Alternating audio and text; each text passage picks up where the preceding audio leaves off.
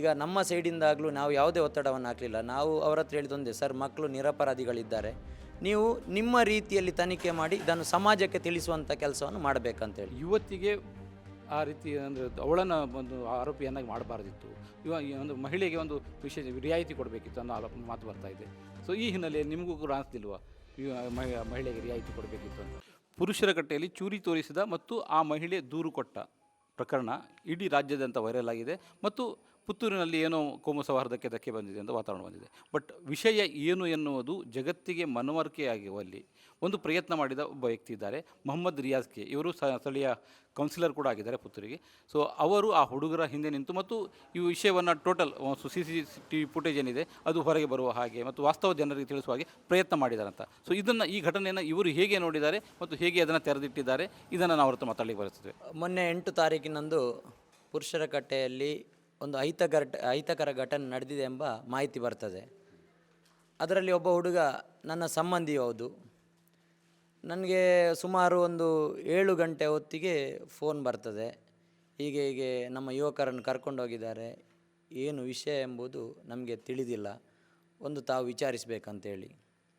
ಹಾಗೆ ನಾನು ಪೊಲೀಸ್ನವರಿಗೆ ಫೋನ್ ಮಾಡ್ತೇನೆ. ಫೋನ್ ಮಾಡಿ ಅವ್ರ ಹತ್ರ ಕೇಳ್ತೇನೆ. ಅವ್ರು ಹೇಳ್ತಾರೆ, ಹೀಗೆ ಒಂದು ಇನ್ಸಿಡೆಂಟ್ ಆಗಿದೆ, ಅಲ್ಲಿ ಯುವಕರು ಹೀಗೆ ಒಂದು ಹುಡುಗಿ ಹೋಗುವಾಗ ಚಾಕನ್ನು ತೋರಿಸಿದ್ದಾರೆ ಎಂಬುದು. ನನಗೆ ಆ ಯುವಕರ ಎಲ್ಲರ ಪರಿಚಯ ಇರುವಂಥ ಯುವಕರು, ಸಣ್ಣ ಒಂದು 21-20 ವರ್ಷ ಪ್ರಾಯದ ಯುವಕರು, ಎಲ್ಲರೂ ಬುದ್ಧಿವಂತರಿದ್ದಾರೆ. ಸಮಾಜದಲ್ಲಿ ಆ ಊರಿನಲ್ಲಾಗಲಿ ಅವರಿಗೆ ಯಾವುದೇ ಒಂದು ಕೆಟ್ಟ ಹೆಸರು ಇರುವುದಿಲ್ಲ. ನನಗೆ ಬಹಳ ಹತ್ತಿರದಿಂದ ಪರಿಚಯ ಇರುವಂಥ ಎಲ್ಲ ಯುವಕರು ಅವರು. ನಾನು ಪೊಲೀಸ್ನವ್ರಿಗೆ ಹೇಳಿದೆ, ಅವರು ಅಂಥ ಯುವಕರಲ್ಲ, ಅವರಿಂದ ಅಂಥ ಒಂದು ಘಟನೆ ಆಗಲಿಕ್ಕೆ ಅವರ ವತಿಯಿಂದ ನಡೀಲಿಕ್ಕೆ ಸಾಧ್ಯವೇ ಇಲ್ಲ. ನೀವು ಅದನ್ನು ಎಲ್ಲ ಪಕ್ಷಾತೀತವಾಗಿ ಜಾತಿಗಿಂತಲೂ ಮೀರಿ ಯಾರದು ಒಂದು ಆಮಿಷಕ್ಕೆ ಒಳಗೊಳ್ಳದೆ ತಾವು ಇದನ್ನು ತನಿಖೆ ಮಾಡಬೇಕಂತೇಳಿ.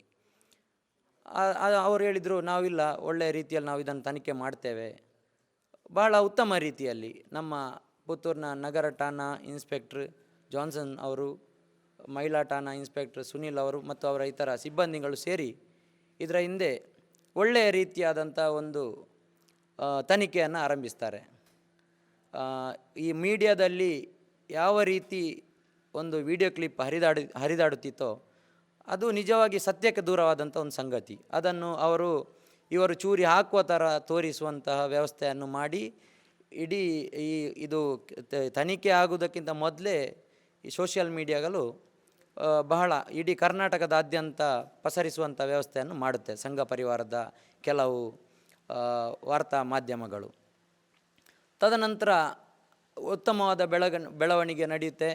ಇದಕ್ಕೆ ಏನಿದ್ರೂ ನಾನು ಮೊದಲನೇದಾಗಿ ಅಭಿನಂದನೆ ಸಲ್ಲಿಸಬೇಕಾದದ್ದು ನಮ್ಮ ದಕ್ಷಿಣ ಕನ್ನಡ ಜಿಲ್ಲಾ SP ಸಾಹೇಬ್ರನ್ನು. ಯಾವುದೇ ಒಂದು ಒತ್ತಡಕ್ಕೆ ಒಳಗಾಗದೆ, ಯಾರದ್ದೇ ಒಂದು ಇನ್ಫ್ಲುಯೆನ್ಸನ್ನು ತಗೊಳ್ಳದೆ, ಈಗ ನಮ್ಮ ಸೈಡಿಂದಾಗಲೂ ನಾವು ಯಾವುದೇ ಒತ್ತಡವನ್ನು ಹಾಕಲಿಲ್ಲ. ನಾವು ಅವರ ಹತ್ರ ಹೇಳಿದೊಂದೇ, ಸರ್ ಮಕ್ಕಳು ನಿರಪರಾಧಿಗಳಿದ್ದಾರೆ, ನೀವು ನಿಮ್ಮ ರೀತಿಯಲ್ಲಿ ತನಿಖೆ ಮಾಡಿ ಇದನ್ನು ಸಮಾಜಕ್ಕೆ ತಿಳಿಸುವಂಥ ಕೆಲಸವನ್ನು ಮಾಡಬೇಕಂತೇಳಿ. ಅದೇ ರೀತಿಯಲ್ಲಿ ಅವರು ಮಾಡಿ ಈ ಏನು ನಿರಪರಾಧಿ ಯುವಕರಿದ್ದಾರೆ ಅವರಿಗೆ ಈ ಘಟನೆಗೂ ಅವರಿಗೆ ಸಂಬಂಧ ಇಲ್ಲ ಎಂಬುದನ್ನು ಅವರಿಗೆ ತಿಳುವಳಿಕೆ ಬಂದ ನಂತರ ಈ ಯಾರು ಇದನ್ನೊಂದು ಕ್ರಿಯೇಟ್ ಮಾಡಲಿಕ್ಕೆ ಹೋಗಿದ್ದಾರೆ, ಈ ಒಂದು ನ್ಯೂಸೆನ್ಸ್ ಕೋಮು ಭಾವನೆಯನ್ನು ಬಿತ್ತರಿಸುವಂಥ ಕೆಲಸಕ್ಕೆ ಯಾರು ಕೈ ಹಾಕಿದ್ದಾರೆ ಅವರ ವಿರುದ್ಧವೇ ಒಂದು FIR ಕೇಸ್ ಹಾಕುವಂಥ ವ್ಯವಸ್ಥೆಯನ್ನು ಈ ಮಕ್ಕಳು ಕೂಡ ಮಾಡ್ತಾರೆ ಇಲಾಖೆಗೆ ಹೇಳಿ. ಯಾಕಂತೇಳಿ ಇವರು ವಿದ್ಯಾವಂತರಿದ್ದಾರೆ, ಅವರಿಗೂ ಸಮಾಜದಲ್ಲಿ ಒಂದು ಮಾನ ಮರ್ಯಾದೆ ಎಂಬುದಿದೆ, ಅದನ್ನು ತಿಳಿದುಕೊಂಡು ಈ ಮಕ್ಕಳು ಅವರ ಮೇಲೆ ಕೂಡ ಕೇಸ್ ಕೊಡುವಂಥ ವ್ಯವಸ್ಥೆ ಆಗ್ತದೆ. ಮುಂದಕ್ಕೆ ತನಿಖೆಯಾಗಿ ಒಳ್ಳೆಯ ರೀತಿಯಲ್ಲಿ ನಮಗೆ ನ್ಯಾಯ ಸಿಗ್ತದೆ ಎಂಬ ಭರವಸೆ ಇದೆ. ಯಾಕಂತೇಳಿದರೆ ಇಡೀ ಕರ್ನಾಟಕಕ್ಕೆ ಈಗ ತಿಳಿದಿದೆ BJP ಅವರ ಈ ಒಂದು ಏನು ನಾಟಕೀಯ ವ್ಯವಸ್ಥೆ ಜನರನ್ನು ಕೋಮು ಭಾವನೆಯನ್ನು ಬಿತ್ತಿ ಜನರನ್ನು ಆ ಊರನ್ನು ಒಂದು ಶಾಂತಿಗೆ ಭಂಗ ಮಾಡುವಂತೆ, ಆ ಊರಲ್ಲಿ ಶಾಂತಿ ಇರಬಾರ್ದು ಎಂಬ ರೀತಿಯಲ್ಲಿ ಅವರ ವರ್ತನೆ ನಡೀತಾ ಇದೆ. ನೀವು ಈಗಾಗಲೇ ಯಾರ ಮೇಲೆ ಒತ್ತಡ ಹಾಕಲಿಲ್ಲ ಅಂತ ಹೇಳ್ತೀರಿ, ಬಟ್ BJPಯ ವಿಧಾನ ಪರಿಷತ್ ಸದಸ್ಯ ಅವರೇ ಪೊಲೀಸ್ ಠಾಣೆ ಎದುರುಗಡೆ ನಿಂತ್ಕೊಂಡು ಹೇಳ್ತಾರೆ, ಪೊಲೀಸ್ ಇನ್ಸ್ಪೆಕ್ಟರ್ ನಮಗೆ ಹೇಳಿದ್ದಾರೆ, ಇಲ್ಲಿ ಕೌನ್ಸಿಲರ್ ಒಬ್ಬರು ನಮಗೆ ಮಾಜಿ ಕೌನ್ಸಿಲರ್ ಒಬ್ಬರು ಒತ್ತಡ ಹಾಕಿದರು, ಆ ಮೂಲಕ ನಾವು ಅವರಿಗೆ ಬೇಕಾದ ಹಾಗೆ ಕೆಲಸ ಮಾಡಬೇಕಾಯಿತು ಅಂತ. ಸೊ ಮಾಜಿ ಕೌನ್ಸಿಲರ್ ಅಂದರೆ ನೀವೇ ಇದನ್ನು ಪ್ರಯತ್ನ ಮಾಡ್ತಾ ಇರೋದು, ಸೊ ನಿಮ್ಮ ಮೇಲೆ ನೇರವಾಗಿ ಆರೋಪ ಮಾಡಿದಾಗಿದೆ. ಸೊ ಅಂದರೆ ಒಂದು ವಿಧಾನ ಪರಿಷತ್ ಸದಸ್ಯ ಒಬ್ಬ ಹೋಗಿ ಪೊಲೀಸ್ ಸ್ಟೇಷನ್ನಲ್ಲಿ ಮಾಡಲಿಕ್ಕಾಗದೇ ಇರೋದನ್ನು ಒಬ್ಬ ಕೌನ್ಸಿಲರ್ ಮಾಜಿ ಕೌನ್ಸಿಲರ್ ಮಾಡಲಿಕ್ಕೆ ಸಾಧ್ಯ ಆಗ್ತದೆ ಅಂದರೆ ಏನು ಅರ್ಥ ಇದು ಅಂತ? ಸರ್, ಸತ್ಯಕ್ಕೆ ಯಾವಾಗಲೂ ಜಯ ಇದೆ. ನಮ್ಮಲ್ಲಿದೆ ಅಲ್ಲ, ಸತ್ಯಮೇವ ಜಯತೆ. ಇಲ್ಲಿ ನಡೆದದ್ದು ಅದುವೇ. ಯಾವುದೇ ಕೌನ್ಸಿಲರ್ನ ಪ್ರಭಾವ ಕೂಡ ಅಲ್ಲ, ಯಾವುದೇ MLA ಅವರ ಪ್ರಭಾವ ಕೂಡ ಅಲ್ಲ. ನಮ್ಮ ಶಾಸಕರು ಕೂಡ ಹೇಳಿದ್ದಾರೆ, ನಾನು ಇದರಲ್ಲಿ ಯಾವುದೇ ಒಂದು ಒತ್ತಡ ಆಗೋದಾಗಲಿ, ಇದರಲ್ಲಿ ನನ್ನ ಒಂದು ಇನ್ವಾಲ್ವ್ಮೆಂಟ್ ಆಗಲಿ ಇಲ್ಲ ಎಂಬುದು. ನಾನು ಅಲ್ಲಿ ಹೋಗಿದ್ದೇನೆ, ಯಾಕೆಂತ ಹೇಳಿದರೆ ಒಬ್ಬ ಜನಪ್ರತಿನಿಧಿಯಾಗಿ ನನಗೆ ಆ ಊರಿನವರು ಕರೆ ಮಾಡಿದಾಗ ನಾನು ಹೋಗಬೇಕಾಗ್ತದೆ. ಅಲ್ಲಿ ಹೋಗಿ ನಾವು ಅಡಿಷನಲ್ SP ಅವರಿದ್ದರು, ಸಾಹೇಬ್ರ ಹತ್ರ ಹೇಳಿದ್ದೊಂದೇ, ಸರ್ ಸತ್ಯವನ್ನು ನೀವು ಸಮಾಜದ ಮುಂದಿಡಿ.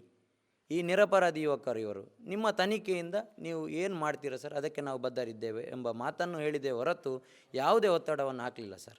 ಓಕೆ, ಒಂದು ವಿಷಯ ಇದೆ, ಈ ಹುಡುಗರು ಕಂಪ್ಲೇಂಟ್ ಕೊಟ್ಟಿದ್ದಾರೆ, ಅವರ ವಿರುದ್ಧ ಕೂಡ ದೂರು ದಾಖಲಾಗಿದೆ. ಬಟ್ ಯುವತಿಗೆ ಆ ರೀತಿ ಅಂದರೆ ಅವಳನ್ನು ಒಂದು ಆರೋಪಿಯನ್ನಾಗಿ ಮಾಡಬಾರ್ದಿತ್ತು, ಒಂದು ಮಹಿಳೆಗೆ ಒಂದು ರಿಯಾಯಿತಿ ಕೊಡಬೇಕಿತ್ತು ಅನ್ನೋ ಮಾತು ಬರ್ತಾ ಇದೆ. ಸೊ ಈ ಹಿನ್ನೆಲೆಯಲ್ಲಿ ನಿಮಗೂ ಕೂಡ ಅನಿಸ್ತಿಲ್ವಾ ಮಹಿಳೆಗೆ ರಿಯಾಯಿತಿ ಕೊಡಬೇಕಿತ್ತು ಅಂತ? ಸರ್, ನಾವು ಹೆಚ್ಚಾಗಿ ಗೌರವಿಸುವಂಥದ್ದು ಮಹಿಳೆಯರನ್ನು. ನಮ್ಮಲ್ಲಿ ಒಂದು ಉತ್ತಮ ಮಟ್ಟದ ಅವರಿಗೆ ರೆಸ್ಪೆಕ್ಟ್ ಇದೆ ಮಹಿಳೆಯರಿಗೆ. ನಮಗೆ ಈ ವಿಷಯದಲ್ಲಿ ಯಾಕಂತ ಹೇಳಿದರೆ, ಆ ಒಂದು ಹುಡುಗಿ ಅವರೊಬ್ಬರು ಮೈನರ್ ಅಲ್ಲ, ಶಿ ಈಸ್ ಮೆಚ್ಯೂರ್ಡ್, ಒಂದು ಜಾಬಲ್ಲಿರುವಂಥ ಒಬ್ಬಳು ಮಹಿಳೆ. ಆ ವಿಡಿಯೋದಲ್ಲಿ ಕಾಣ್ತಾ ಇದೆ, ಅಂಥ ಯಾವುದೇ ಒಂದು ಸನ್ನಿವೇಶ ನಡೀಲಿಲ್ಲ.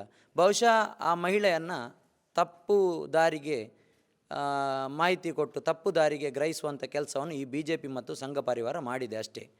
ಅವರಿಗೆ ಇಲ್ಲಿ ನಮ್ಮ ಪುತ್ತೂರಿನಲ್ಲಿ ಅಭಿವೃದ್ಧಿ ಹಂತದಲ್ಲಿ ನಡೀತಾ ಇದೆ. ಎಲ್ಲ ರೀತಿಯಲ್ಲಿ ಮೆಡಿಕಲ್ ಕಾಲೇಜ್ ಆಗಲಿ, ಹಲವು ಕಾಮಗಾರಿಗಳು ಪುತ್ತೂರಲ್ಲಿ ನಡೀತಾ ಇದೆ. ಅದನ್ನು ವಿರೋಧಿಸಲಿಕ್ಕೆ ಇವರ ಹತ್ರ ಇರೋದು ಒಂದೇ ಮಂತ್ರ, ಏನು, ಮುಸ್ಲಿಂ ಮತ್ತು ಹಿಂದೂಗಳನ್ನು ವಿಭಜನೆ ಮಾಡಬೇಕು.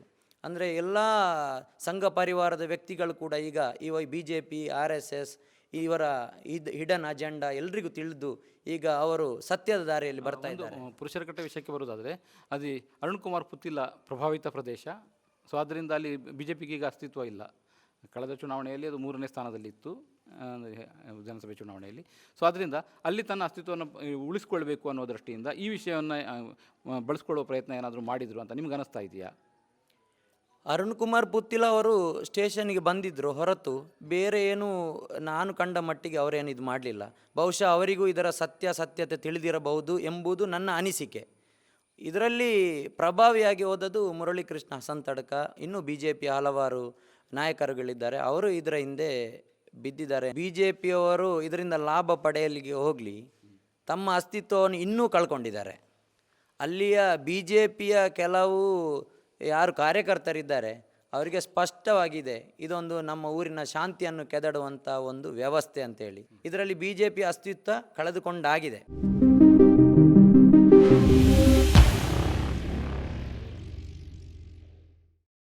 ಈ ಕಾರ್ಯಕ್ರಮದ ಪ್ರಾಯೋಜಕರು Gadiyar group of companies, specialised in piling and shoring, engineering consultancy, fire fighting, steel structures, real estate.